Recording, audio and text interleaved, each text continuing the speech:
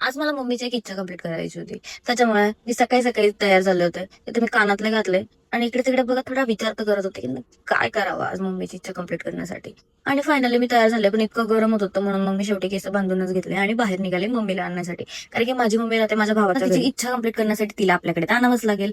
पण आमचं जेवण बाकी होतं म्हणून मम्मीने पहिले भाकरी बनवली आणि मग आम्ही दोघींनी एकत्र बसून मस्त पहिले जेवण करून घेतलं. कारण की नंतर पुढचे 2 तास आम्ही फार थकणार आहोत. मग इथे फायनली आम्ही साडी नेसायला तिला सुरुवात केली होती. म्हणजे साडी तशी रेडी टू वेअर होती, पण तिच्या निर्या किंवा पदर करायची गरज होती. म्हणून मग माझी मम्मीचा पदर वगैरे करून घेतला. तिने नथ पहिलेच घातली होती कारण की तिला फारच घाई होती नथ घालायची. तिला बघायचं होतं इतक्या वर्षानंतर ती कशी दिसते. मम्मीला तयार करता करता घाम आला मला, घाम. मम्मीचा असा डेंजर लुक बघून मी शांत बसून आपलं आपलं काम करण्याचं ठरवलं. कुठे लाव?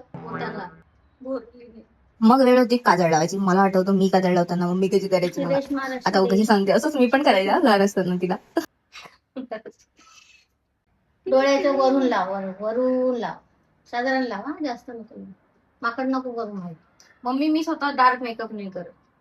म्हटलं मी तर तेच करणार जे मला करायचं आणि मी पुन्हा मेकअप स्टार्ट केला. लिप लायनर लावला आणि तिला लिपस्टिक लावायची नव्हती म्हणून फक्त तिला लिप बाम लावला. वाटत होतं थोडंसं काजळ कमी झालाय म्हणून मग मी तिला पुन्हा काजळ लावलं. वरील माकड नाही झालं ना, इथं जास्त लागले.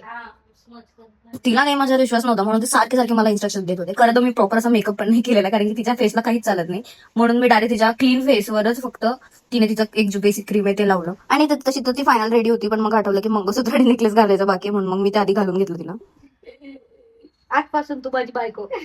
फायनली तयार झाली होती आणि लास्ट स्टेप बाकी होती, तो म्हणजे परफ्यूम. माझा तो मारून घेतला. येतो ना पण. Now we are ready.